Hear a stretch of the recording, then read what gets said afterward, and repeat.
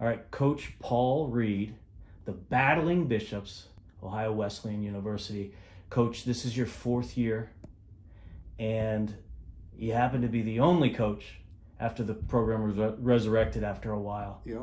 So, year 4, evaluate yourself. How do you feel like you're doing from year 4 to year 1? Look back.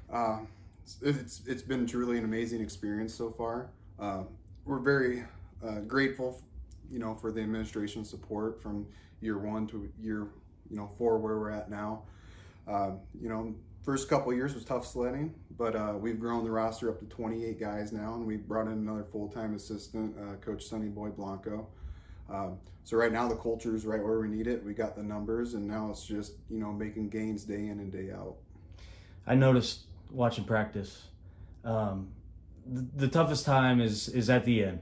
People are dragging. You guys, you've run through drills, you've run some live goes, you're doing some sprints. This is the beginning of the season. I get it. People are out of shape. They're not quite going to be starting their weight cuts, none of that kind of stuff. But what I noticed was the team was cheering for each other. Yeah. So when you talk about camaraderie, how do you build that from year 1 with just a handful of recruits that you were able to get in, and now you've got, like you said, 28, and most of the kids cheering for each other as they're going through the toughest part of practice? Yeah, I think it all comes back to that first recruiting cycle we brought in. They're now seniors, and we have 9 guys graduating. And from year 1 to year 2 to year 3, and now going into this year, we put a lot of time and effort into our recruits. We make sure we bring in the right type of young men. Character, work ethic, attitude, you name it. Because the wrestling skill will get developed in our program. That's pretty proven. But the team culture thing, that's by design, and it's by bringing in the right type of people. I can talk till I'm blue in the face about our team culture, but a lot of that's because, the hard work of the coaching staff, and also, the teammates willing to support each other. And then also along with that, I sprinkle in a lot of fun experiences along the way, because wrestling's important, academics are important, but the things you're going to remember quite a lot of, 10, 20 years down the road is those memories made with the teammates. Yeah, so in order to build that, sometimes you have to get up at 2 o'clock in the morning. That's right. And make a pork butt. That's right. And have a cookout for the team. Yeah, that's one of my favorite things to do, is to have the team over on a pretty consistent basis. And I know they probably haven't had a good home cooked meal, so they've been guinea pigs of many different dishes, but the pork butts, like green chili tacos, have kind of won over the past few times for sure. Talk to the wrestling mom and dad that are in Palo Alto, California, that are in Pennsylvania, Tennessee, what else I saw, Louisiana, Baton Rouge. Talk to those parents that haven't had any exposure to a D3 wrestling school in the hotbed of all wrestling states, Ohio, Central Ohio. Talk to those parents right now. Tell them opportunity that they might see here. Yeah, I think, obviously we have high-end academics, recruits or student athletes, they're challenged on a daily basis, but it's a great challenge. It's a challenge that gets them ready for the real world, once they graduate, whether it's continuing their education or it's getting an employment before they graduate. But a lot of that's because of the support system within the school. We have the OU Connection, which helps those student athletes prep for those internships and job placement opportunities. But there's also the support system, of your everyday faculty staff here, all the way up to VPs, to deans, to the president. And then you look at the wrestling support system, it's pretty strong. If we get one of your children or one of your boys, we treat them the exact same way, on the depth chart from number 1 to the bottom. They're all equals. But that support system on and off the mat, and academics and socially, it's all there for them. Well, I personally had the opportunity to sit down next to you as you were recruiting one of my sons. Talk to the wrestler now. What are you looking for in a wrestler to join this program? What are you saying to them as you see a recruit? Yeah, the thing that always sticks out to me is kind of the cornerstone of our philosophy here. They got to have the attitude and the effort. That's got to be there. But then also, what are their characteristics? Are they, how hungry are they? How serious are they about academics? What's their social life like?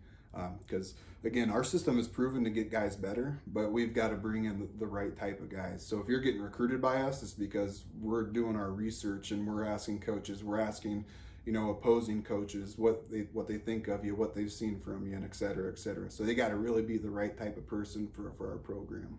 Let's shift gears to you as a wrestler.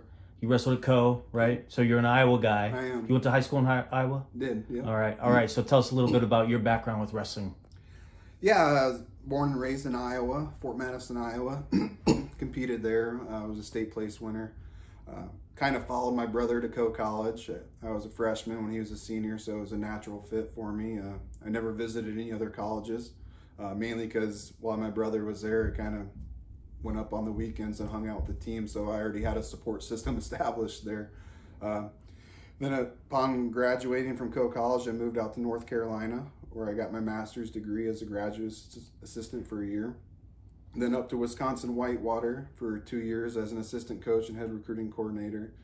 And then I moved back to Iowa as a head assistant coach at Iowa Western Community College. That was a program started from scratch as well. Then after 3 years there, want to continue the coaching career, I guess, climb on that ladder. So I moved up to Alfred State College, where I was the first ever full-time coach there, and I did a total rebuild within 3 years. And at that point, my family was growing, and we were kind of looking for a place to really call home for a good while. And I had opportunities to other places or interviews where I either withdrew or turned down. And Ohio Wesleyan, they checked off every box. So it was a no-brainer. They called and offered, and I accepted on the spot. So here you are, Central Ohio, coming full circle, right, from it being Iowa, New York, hitting all the boxes. But really, I think you don't give yourself enough credit from where I sit on building programs. That's on your resume. That's the big thing on your resume, and that's what you're doing here, right? You started and you were the only coach. You mentioned Coach Blanco. Now he's full-time, right? Yep. But that just happened not too long ago. So you were on your own. Where do you see this program 4 years from now? Still getting better and making gains. It was awesome to see, year one from year two. We wrestled a very similar schedule. And I guess you could say competition might have changed or whatnot, but from year one to year two at all the tournaments, we doubled, tripled, quadrupled, if not more place winners. Last year was kind of taken away from us a little bit. So really anxious to see what's going to happen this year. We brought in a good chunk of freshmen, and we got the upperclassmen leadership right now.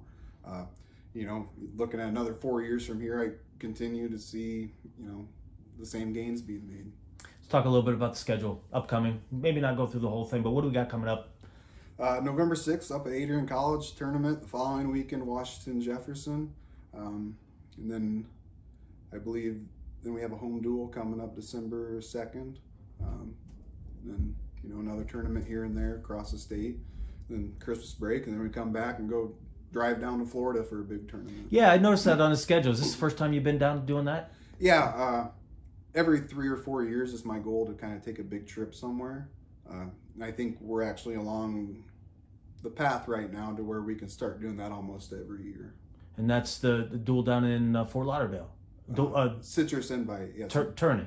Yeah. Okay. Not a team format, but is it team format or? It's an invitational. Yeah, okay. So they'll keep scoring stuff. Okay. Gotcha. Okay. All right. Cool. That's good. I mean, that's another good perk, right? You get a little bit of a smaller school. You got that one-on-one classroom experience, but you still get to travel and go to nice places at the end of December. Yeah, right. No, I'm big on the travel experience. I'll take as many overnight trips as I can because that stuff's irreplaceable. The time on the bus, or sometimes I like cramming them in vans and making them talk to each other. I like that interaction with the guys. I like taking a trip up to New York, and then along the way, we're an hour from Niagara Falls, so we'll drive up in the middle of January and check out Niagara Falls for 10 minutes because it's so cold, but it's something they've never seen before or experienced. Yeah. All right, Coach. Well, I appreciate the time. You got anything else for us? Nope. Go Bishops. Thanks.